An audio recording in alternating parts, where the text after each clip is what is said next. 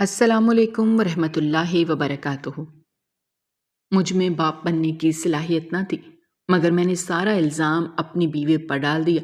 اماں نے اسے گھر سے دھکے دے کر نکال دیا اور اپنی بھانجی سے میری دوسری شادی کروا دی۔ میرے ہاں 3 اولاد پیدا ہو گئی۔ مجھے کسی پل چین نہ تھا۔ بیوی پر شک کرنے لگا۔ ایک دن بازار میں پہلی بیوی ملی تو بولی، سچ جاننا چاہتے ہو تو آج رات میرے گھر آنا۔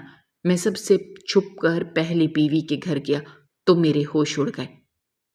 میں بے تابی سے اسپتال کے کوریڈور میں ٹہل رہا تھا۔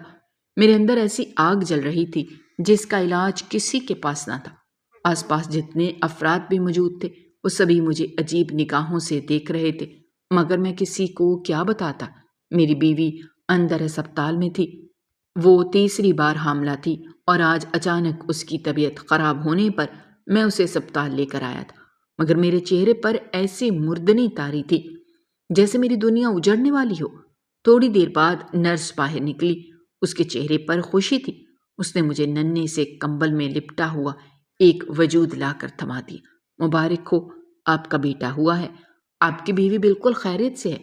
نرس کی بات سنتے ہی میرا چہرہ ایسے ہو گیا جیسے میرا سارا لہو نچڑ گیا ہو۔ میں نے ایک ساکت نگاہ اپنی گود میں موجود اس بچے پر ڈالی۔ نرس مجھے عجیب سی نگاہوں سے دیکھ رہی تھی۔ شاید میرے تاثرات دیکھ کر وہ بھی ٹھٹک گئی تھی۔ کیا بات ہے؟ کیا آپ کو خوشی نہیں ہوئی؟ اسپتال میں تو جن کے ہاں بیٹا پیدا ہو وہ تو مٹھائیاں بانٹتے ہیں نہیں تھکتے، مگر آپ کے چہرے کو تو دیکھ کر ایسا لگ رہا ہے جیسے آپ کو کوئی خوشی ہی نہیں۔ نرس منہ بنا کر وہاں سے چلی گئی تھی۔ جو کچھ میرے اندر تھا، اگر میں اس نرس کو بتا دیتا تو شاید وہ بھی صدمے سے پاگل ہو جاتی۔ بچے کو دیکھ دیکھ کر میری آنکھوں میں آنسو آ رہے تھے۔ میری ساس دائیں جانب کھڑی تھی۔ انہوں نے بھی جلدی سے بچہ میری گود سے لے لیا۔ تمہاری طبیعت ٹھیک نہیں ہے سرمد، تم ایسا کرو گھر چلے جاؤ۔ شاید ان کو میرے چہرے سے کچھ اندازہ ہو گیا تھا۔ میں نے شکر ادا کیا اور بیوی کو ایک نظر بھی دیکھے بغیر واپس اپنے گھر آ گیا۔ اس کا چہرہ دیکھنے کی ہمت تو میرے اندر تھی نہیں۔ پورے گھر پہ سناٹا تھا۔ پہلے والے دونوں بچے میری بیوی نے اپنے میکے بھجوا دیے تھے، اس لیے مجھے ان کی کوئی ٹینشن نہیں تھی۔ جو کچھ آج ہوا تھا اس کے بعد میں اندر سے بری طرح سے ٹوٹ پھوٹ گیا تھا۔ وہیں زمین پر بیٹھ کر میں پھوٹ پھوٹ کر رونے لگا اور میرا دھیان آج سے 7 سال پہلے کے واقعات کی جانب بھٹک گیا جنہوں نے مجھے آج اس نہج پر پہنچا دیا تھا۔ ان دنوں میں نیا کالج سے فارغ ہوا تھا۔ جوانی تھی اور کچھ باپ کے پیسے کا اثر کہ میں خود کو ہواؤں میں اڑتا ہوا محسوس کرتا۔ دوستوں نے مری جانے کا پروگرام بنایا تو مجھ سے رہا نہ گیا۔ میں نے بھی اماں سے ذکر کر دیا۔ پاگل ہے کیا؟ اگلے ہفتے تیری شادی ہے اور تو مری جا رہا ہے۔ اب اپنی بیوی کو لے کر ہی گھومنے پھرنے جانا، بھلا دوستوں کے ساتھ شادی سے 1 ہفتہ پہلے کون جاتا ہے؟ اماں نے مجھے ڈانٹا، لیکن میں نے منہ بنا دیا۔ مجھے اپنی زور زبردستی کی شادی میں کوئی دلچسپی نہیں تھی، اور ویسے بھی میں اپنی زندگی خود انجوائے کرنا چاہتا تھا۔ اماں کے منع کرنے کے باوجود میں اپنے دوستوں کے ساتھ مری چلا گیا۔ مری کی خوبصورت فضاؤں میں دن رات گھومتے پھرتے ہم نے جی بھر کر انجوائے کیا۔ جیب میں پیسہ تھا اور صحت قابل رشک تھی کہ مجھے دنیا اپنے قدموں تلے نظر آتی تھی۔ مری آئے ہوئے ہمیں تیسرا روز تھا جب میرے دوست میرے کمرے میں آئے۔ ارے یار، تو ادھر بیٹھا ہے، جلدی چل، پیچھے پہاڑوں میں ایک جنگل ہے جو اوپر کو جاتا ہے، بڑا ہی خوبصورت جنگل ہے۔ ویسے تو ٹور گائیڈ نے اس طرف جانے کو منع کیا تھا، لیکن وہ ہم میں کیا جو کسی کی بات مان جائیں۔ میرے دوست نے میرے ہاتھ پر ہاتھ مار کر کہا لگایا تو میں بھی خوشی سے اچھل پڑا۔ ایسے چھپے ہوئے راستے تلاش کرنے کا تو مجھے بھی شوق تھا۔ رات ہونے والی تھی۔ دوست مجھے آوازیں دے رہے تھے اور میں اپنے جوتے تلاش کر رہا تھا جنہیں آج واپس آنے کے بعد نہ جانے میں نے کہاں اتار دیا تھا۔ ارے آجا یار، دیر مت کر، میرے دوست نے آواز لگائی تو جھنجھلا کر میں نے ایک نسبتاً ہلکا سا جوتا پہن لیا جو میں اپنے گھر سے ساتھ صرف اس لیے لایا تھا تاکہ ہوٹل کے اندر کمرے میں ہی پہن سکوں۔ میرے جوتے دیکھ کر میرے دوستوں کو تعجب تو ہوا، لیکن میں نے انہیں ٹال دیا۔ ارے میں مضبوط ہوں، ان جوسوں کے ساتھ بھی پہاڑی پر چڑھ جاؤں گا۔ ہم چاروں دوست کمرے سے باہر نکل آئے۔ ہوٹل کے پچھلی سمت واقعی ایک پہاڑی کے اوپر بل کھاتا ہوا جنگل تھا، جو اوپر مزید گھنا ہوتا جا رہا تھا، اور ادھر ادھر سے نگاہ بچا کر ہم لوگ اس جنگل میں داخل ہو گئے۔ میرے دوست ہنستے ہوئے باتیں کرتے ہوئے آگے آگے چلتے جا رہے تھے۔ حقیقت تو یہ تھی کہ میرا جوتا مجھے تکلیف دے رہا تھا۔ جنگل کی زمین ناہموار تھی، کانٹے اور پتھر میرے پیروں کو زخمی کر رہے تھے، لیکن میرے دوستوں کو پتہ نہ چلے اس لیے میں چہرے پر مسکراہٹ سجائے تیزی سے آگے بڑھتا جا رہا تھا۔ جنگل آگے مزید گھنا تھا۔ میرے پیروں میں پسینہ آنے لگا اور چپل میں پیر سلپ ہونے لگے۔ کیا بات ہے سرمد، تو بوڑھا ہو گیا ہے کیا جو اتنا دھیرے دھیرے چل رہا ہے؟ میرے دوستوں نے پیچھے مڑ کر ایک زوردار نعرہ لگایا۔ مجھے شرمندگی سی محسوس ہوئی۔ ارے بوڑھو ہوں میرے دشمن، ابھی دیکھنا میں تم لوگوں کو اپنی اصل طاقت دکھاتا ہوں، میں نے سینہ پھلاتے ہوئے کہا، اور جلدی سے 2 قدم چل کر ان سے آگے بڑھ گیا، یہ جانے بغیر کہ وہ لوگ تو صرف ہنسی مذاق میں مجھے بے وقوف بنا رہے ہیں۔ یہاں پہاڑ کی چوٹی تھی جس کی دوسری طرف گہری ڈھلان تھی۔ میں پہاڑ کی چوٹی پر پہنچا تو اپنا توازن برقرار نہ رکھ سکا۔ چپل پہلے ہی پسینے کی وجہ سے پھسلن کا شکار ہو رہی تھی۔ میرا پاؤں پھسلا اور میں ڈھلان سے نیچے گرتا چلا گیا۔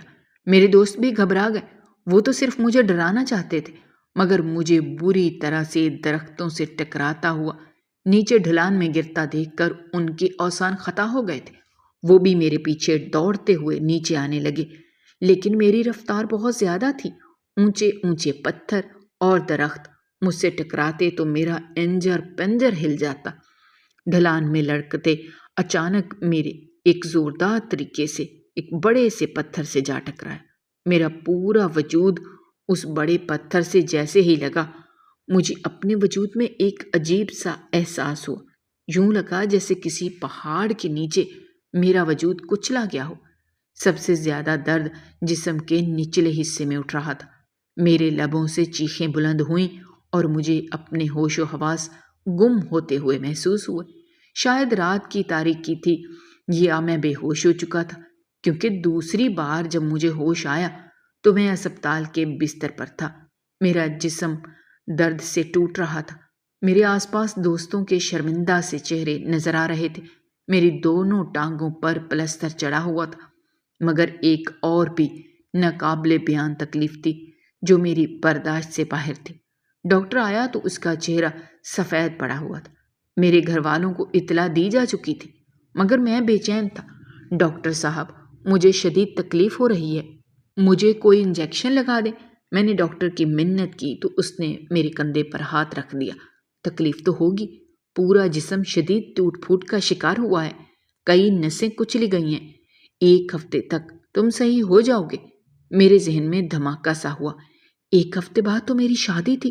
لیکن اسی پل میری نگاہ میرے والدین پر پڑی، جو پریشان صورت لیے اسپتال کے اندر داخل ہو رہے تھے۔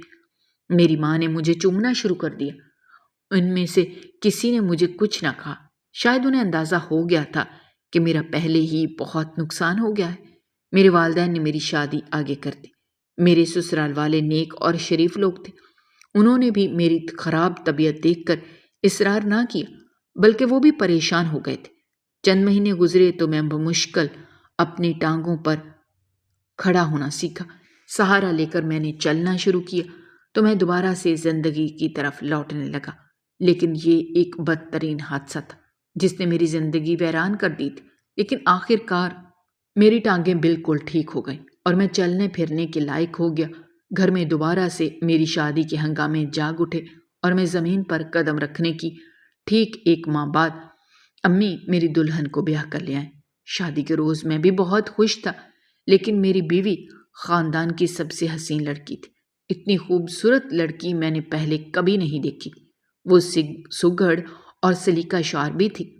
اس نے آتے ہی جس طرح گھر کو سنبھالا، میں تو حیران ہی رہ گیا۔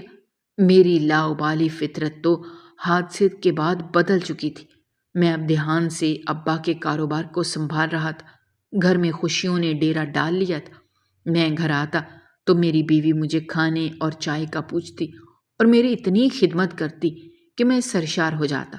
زندگی میں کوئی کمی نہیں تھی، یہ میرا خیال تھا، کیونکہ اچانک ایک رات کھانے کی ٹیبل پر میں نے امی سے پوچھ لیا، کیا بات ہے امی، آج آپ بہت چپ چپ نظر آ رہی ہیں؟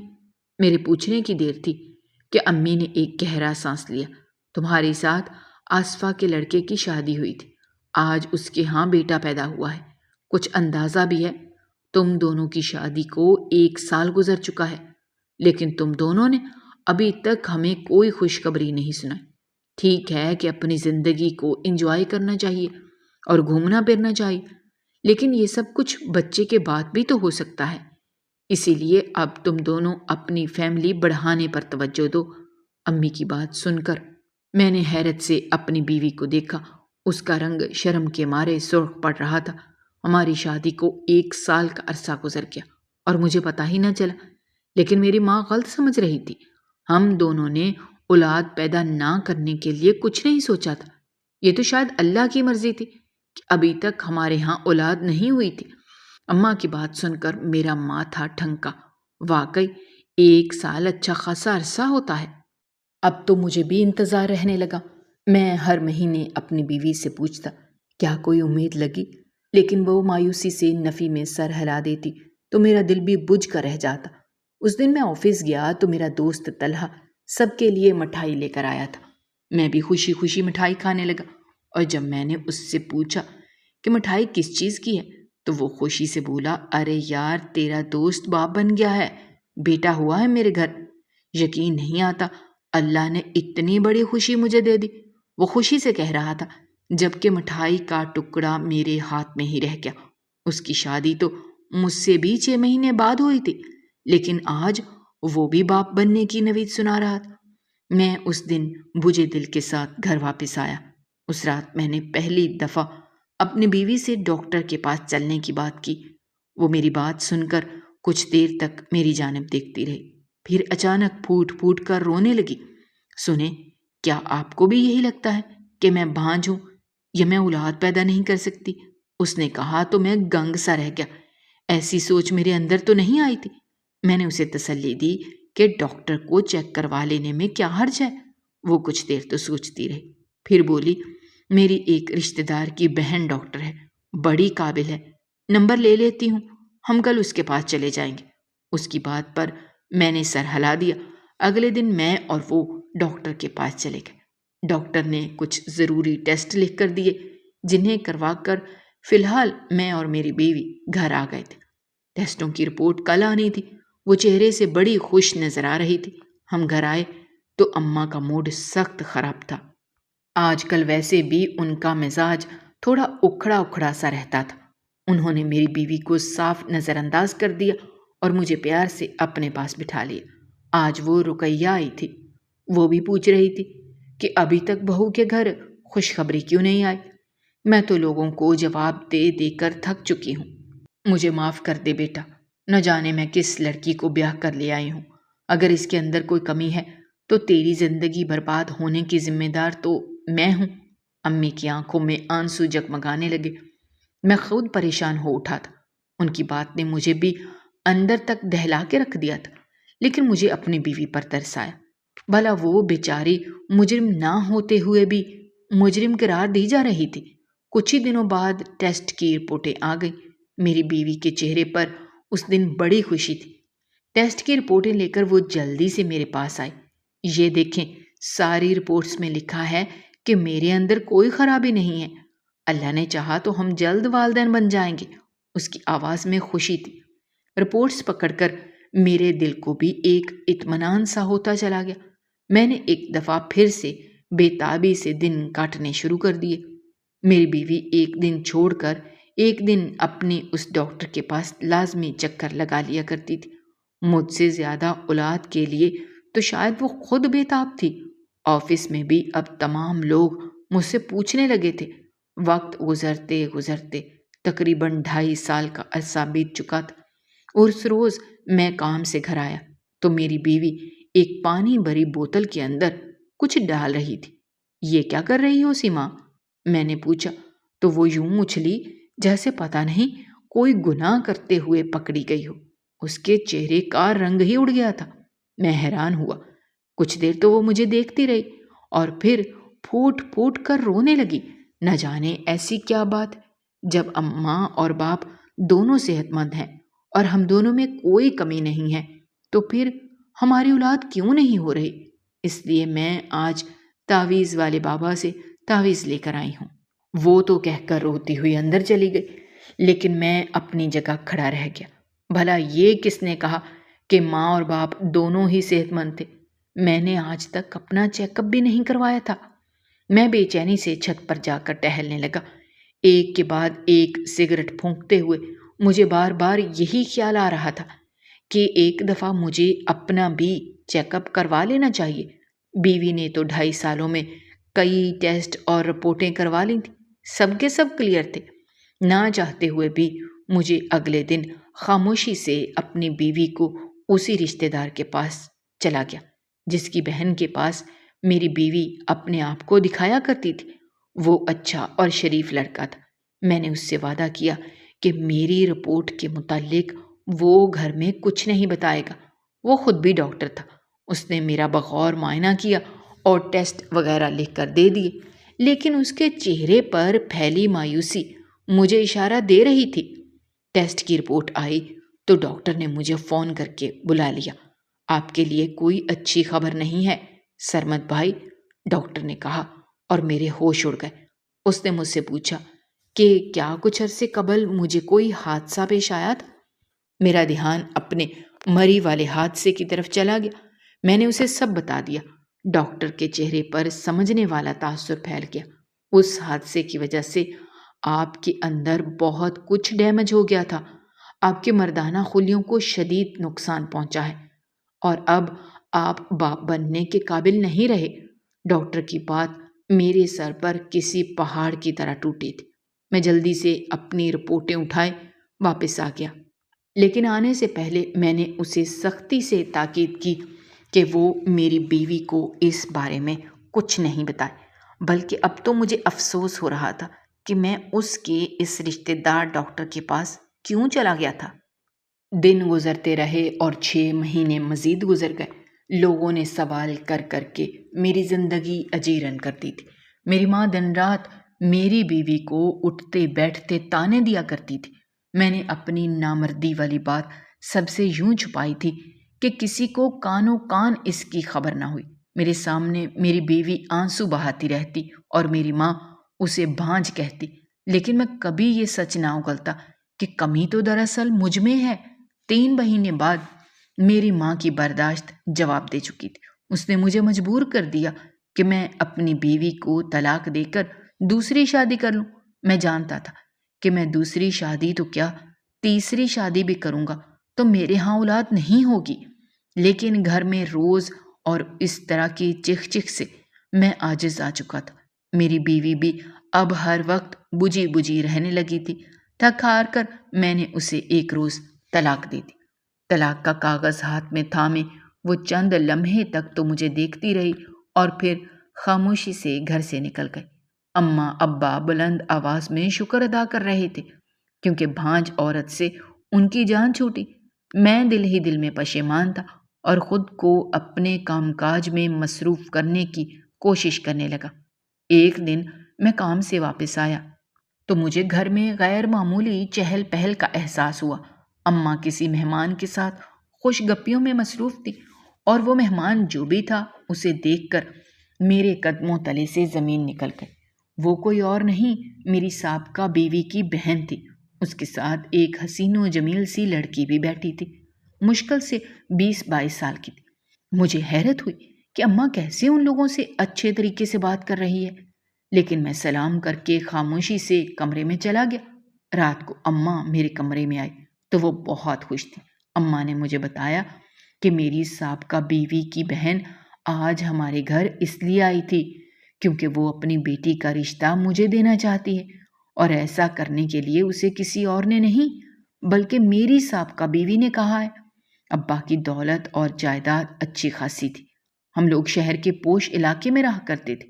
اماں کو تو لگ رہا تھا کہ یہ سب کچھ دولت اور جائیداد کے چکر میں ہے، لیکن پھر بھی وہ بہت خوش تھی۔ انہیں بھلا کیا لینا دینا تھا کہ اس سب کے پیچھے کیا راز ہے۔ انہوں نے میری شادی کی تیاریاں شروع کر دی۔ جلد ہی وہ میری نئی بیوی رانی کو بیاہ کر لے آئیں۔ اماں تو بہت خوش تھی، لیکن مجھے پتا تھا کہ میری شادی کا انجام بھی کیا ہوگا۔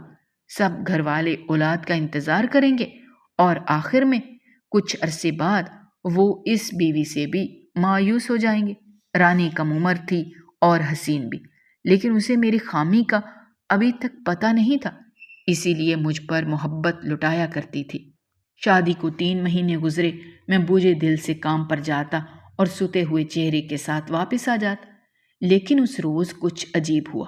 میں واپس آیا تو دروازے پر اماں نے مٹھائی کا لڈو میرے منہ میں ٹھونس دیا۔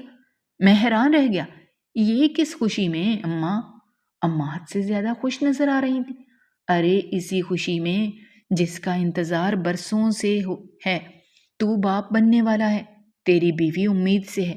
آج اس کی طبیعت خراب ہو گئی تھی، میں اسے اسپتال لے کر گئی تو ڈاکٹر نے یہ خوشخبری سنائی ہے۔ اماں کو یوں لگا جیسے میں خوشی سے اچھل پڑوں گا، لیکن میں تو وہیں بت بن کر کھڑا رہ گیا۔ مجھے اپنی خامی کا اچھے طریقے سے پتا تھا۔ پھر میری بیوی حاملہ کیسے ہو سکتی تھی؟ سامنے ہی رانی نظر آ رہی تھی، اس کے چہرے پر شرمیلی سی مسکراہٹ تھی، لیکن میرے وجود کو جیسے کسی نے آرے سے کاٹ دیا۔ اگر وہ حاملہ تھی تو اس کا صاف مطلب یہ تھا کہ اس کا کردار مشکوک تھا۔ مجھے اس سے شدید نفرت محسوس ہوئی، لیکن میں کس منہ سے سب کو بتاتا کہ میں تو نامرد تھا، یہ اولاد میری نہیں بلکہ کسی اور کی تھی۔ دل پر پتھر رکھ کر میں واپس اپنے کمرے میں آ گیا۔ میری ماں نے رانی کو ہتھیلی کا چھالا بنا لیا۔ 9 مہینے میرے گھر میں میری ہونے والی اولاد کی باتیں ہوتی رہیں۔ میں جب بھی اس کا ذکر سنتا مجھے یوں لگتا جیسے کسی نے مجھے کھولتے پانی میں ڈال دیا ہے۔ میں وہاں سے اٹھ جاتا۔ سمجھ نہیں آ رہی تھی کہ میں کیا کروں۔ رانی سے بات چیت نہ ہونے کے برابر رہ گئی تھی۔ مجھے اس پر شدید طیش آتا تھا، لیکن میں اپنے منہ سے اپنی خامی کو کیسے بیان کرتا؟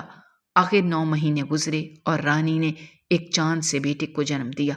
اسے ہاتھوں میں لے کر میں سوچتا رہا کہ کسی اور کی اولاد کو مجھے اپنا نام دے کر پالنا پڑے گا۔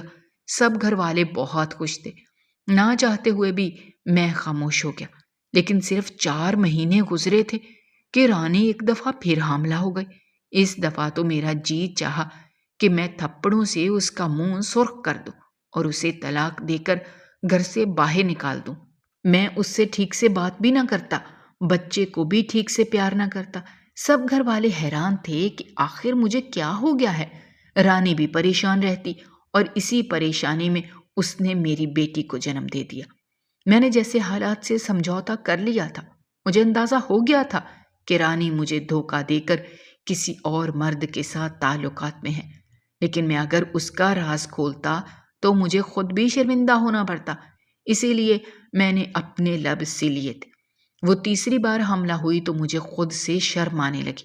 وہ 9 مہینے میں نے کس طرح گزارے یہ بس میرا دل ہی جانتا تھا۔ اور آج 9 مہینے کے بعد میری بیوی نے ایک دفعہ پھر بیٹے کو جنم دیا تھا۔ اپنے کمرے میں بیٹھے ہوئے میں پھوٹ پھوٹ کر رو دیا۔ مجھے پتا تھا میری بیوی بد کردار ہے، لیکن میں پھر بھی کسی اور کے بچوں کو پالنے پر مجبور تھا۔ شاید میں اس رات اپنی زندگی ہی ختم کر لیتا کہ اچانک میری جیب میں رکھا ہوا موبائل بجنے لگا۔ میں نے فون نکال کر نمبر دیکھا تو چونک گیا۔ وہ میری سابقہ بیوی کا نمبر تھا۔ طلاق کے بعد آج اس نے پہلی دفعہ مجھے فون کیا تھا۔ کپ کپاتے ہاتھوں سے میں نے فون کان سے لگایا۔ وہ مجھے بچے کی مبارکباد دے رہی تھی۔ مجھے لگا جیسے وہ مجھ پر طنز کر رہی ہو، اور میں چونکا۔ وہ مجھے اپنے گھر آنے کا کہہ رہی تھی۔ میں جانتی ہوں سرمد، تم کیوں پریشان ہو، تمہاری پریشانی کا حل صرف میرے پاس ہے، وہ کہہ رہی تھی، اور میں کسی روبوٹ کی طرح اٹھ کر اپنی گاڑی میں بیٹھ چکا تھا۔ تھوڑی ہی دیر کے بعد میں اس کے گھر میں موجود تھا۔ وہ اپنی ماں کے گھر میں ہی رہتی تھی۔ میں دستک دے کر اندر داخل ہوا۔ وہ سامنے ہی کھڑی تھی۔ اس کے چہرے پر مسکراہٹ تھی۔ اسے دیکھ کر کہیں سے نہیں لگ رہا تھا کہ اسے میری دی جانے والی طلاق کا کوئی غم تھا۔ کیا بات ہے؟ تم تو اولاد کے لیے ترستے تھے، آج تمہارے 3 بچے ہو گئے ہیں، تب بھی تمہارے منہ پر 12 کیوں بج رہے ہیں؟ اس کی چبھتی ہوئی آواز آئی تو میں نے سر شرم سے جھکا لیا۔ میں جانتی ہوں سچ کیا ہے، اس نے کہا تو میں چونک کر سر اٹھایا، لیکن اگلے ہی پل کمرے کے کھلے دروازے سے کوئی شخص اندر داخل ہوا۔ اسے دیکھ کر میں بے اختیار اپنی جگہ سے اٹھ کھڑا ہوا۔ وہ مسکراتے ہوئے میری طرف ہاتھ بڑھا رہا تھا، مگر میں تو ساکت تھا، کیونکہ وہ شخص کوئی اور نہیں بلکہ وہی ڈاکٹر تھا جس نے مجھے یہ بتایا تھا کہ میں اولاد پیدا نہیں کر سکتا، میری بیوی کا رشتہ دار۔ لیکن وہ ان کے گھر میں کیا کر رہا تھا؟ میری بیوی اس سے بڑی بے تکلفی سے مل رہی تھی، یوں جیسے ان دونوں کے درمیان نہ جانے کیا رشتہ ہو۔ یہ یقیناً تم ہم دونوں کے ساتھ دیکھ کر حیران ہو رہے ہو، اور بہت سی باتیں ایسی ہیں جو تمہیں پتہ ہی نہیں۔ میں شاید تمہیں یہ بات کبھی نہ بتاتی، لیکن اب مجھے تم پر ترس آتا ہے، میری بیوی کہہ رہی تھی، اور میں ساکت بیٹھا اس کی بات سن رہا تھا۔ میں تم سے شادی نہیں کرنا چاہتی تھی، بلکہ میں اپنے اس کزن سے محبت کرتی تھی جو اس وقت تمہارے سامنے بیٹھا ہے، لیکن ماں باپ نے تمہارے اعلیٰ اسٹیٹس اور دولت کو دیکھتے ہوئے میری تم سے شادی کروا دی۔ شادی کے پہلے روز ہی میں نے عہد کر لیا تھا کہ اولاد پیدا نہیں کروں گی اور جلدی تم سے طلاق لے لوں گی۔ مجھے تمہاری صورت دیکھ کر شدید غصہ آتا تھا، کیونکہ تم ہی تو وہ شخص تھے جس کی وجہ سے میری محبت مجھ سے دور ہو گئی تھی۔ تم لوگ اولاد کے لیے مچلنے لگے تو میں جان بوجھ کر تمہیں اپنے اسی رشتہ دار ڈاکٹر کے پاس لے آئی۔ وہ میری اور اپنے بھائی کی محبت سے واقف تھی، اس لیے اس نے وہی کیا جو میں نے اس سے کہا۔ میں ماں حمل کی ادویات استعمال کیا کرتی تھی، لیکن اس نے تمہیں نہیں بتایا، یہی کہا کہ اللہ کی طرف سے اولاد میں دیر ہے۔ مجھے پتا تھا جلد یا بدیر تم کسی مردانہ ڈاکٹر کے پاس ضرور جاؤ گے، اس لیے میں نے بہانے سے تمہیں اپنے کزن سے متعارف کروایا، اور جب تم مجھ سے ملے تو اس نے جان بوجھ کر کہا کہ تم باپ نہیں بن سکتے، حالانکہ ایسا کچھ نہیں تھا۔ تمہیں لگتا ہے کہ تمہاری موجودہ بیوی سے جو تمہارے بچے ہیں وہ تمہارے نہیں ہیں، حالانکہ یہ جھوٹ ہے، وہ بچے تمہارے ہی ہیں۔ تم سے طلاق لینے کے بعد مجھے تم پر ترس آیا، تم امیر تھے، اچھے اخلاق والے بھی تھے، اس لیے میں نے اپنی بہن سے کہہ کر اس کی بیٹی کا رشتہ تم سے کروا دیا۔ اب تمہاری شادی کو کئی برس گزر چکے ہیں، اور شاید تمہیں پتہ نہیں کہ میں اور میرا یہ کزن بھی آپس میں شادی کر چکے ہیں، لیکن بس ایک ہی کمی ہے، ہر طرح سے فٹ ہونے کے باوجود ہماری اولاد نہیں ہے۔ شاید یہ سب اس لیے کیونکہ میں نے تمہیں دھوکہ دیا تھا۔ میری بیوی کی آنکھیں آنسوؤں سے نم ہونے لگی، جبکہ میں تو یوں کھڑا تھا جیسے کاٹو تو بدن میں لہو نہیں۔ وہ دونوں مجھ سے معافی مانگ رہے تھے، انہیں لگتا تھا کہ اگر میں انہیں معاف کر دوں گا تو ان کے ہاں اولاد ہو جائے گی، لیکن میں تو اپنے گزرے ہوئے برسوں کو یاد کر رہا تھا جن میں سوائے دھوکے کے اور کچھ نہیں تھا۔ میری آنکھوں سے آنسو بہنے لگے۔ کتنا سب کچھ کیا تھا میں نے اپنی اس بیوی کے لیے، لیکن آخر اس نے میرے ساتھ کیا کیا؟ میں نے اپنی آنکھیں میچ لی، مگر میں اس سب کو ختم کرنا چاہتا تھا۔ نفرت اور انتقام کا یہ تسلسل اگر چلتا رہتا تو نہ جانے کہاں جا پہنچتا۔ اللہ نے مجھے ایک اچھی اور نیک بیوی دی جو میری نفرت بھرے رویے کے باوجود مجھے چھوڑ کر نہ جاتی تھی۔ میرے 3 بچے تھے جو مجھے لگتا کہ کبھی ہوں گے ہی نہیں۔ میں نے نہ چاہتے ہوئے بھی اپنی بیوی اور اس ڈاکٹر کو معاف کر دیا، کھلے دل سے۔ جب میں واپس آیا تو میرے اوپر سے منوں بوجھ ہٹ چکا تھا۔ میں سیدھا اسپتال چلا آیا، جہاں میری بیوی مجھے دیکھ کر حیران رہ گئی۔ میں نے اس کا ہاتھ تھام کر وعدہ کیا کہ میں تمہارا اور اپنے بچوں کا پہلے سے بڑھ کر خیال رکھوں گا۔ اس کے چہرے پر مسکراہٹ بکھر گئی تھی، اور مجھے بھی یوں لگا جیسے زندگی آج حسین ترین ہو گئی ہے۔ ناظرین، ہماری آج کی یہ کہانی آپ کو کیسی لگی؟ کمنٹ باکس میں اپنی رائے کا اظہار کرنا مت بھولیے۔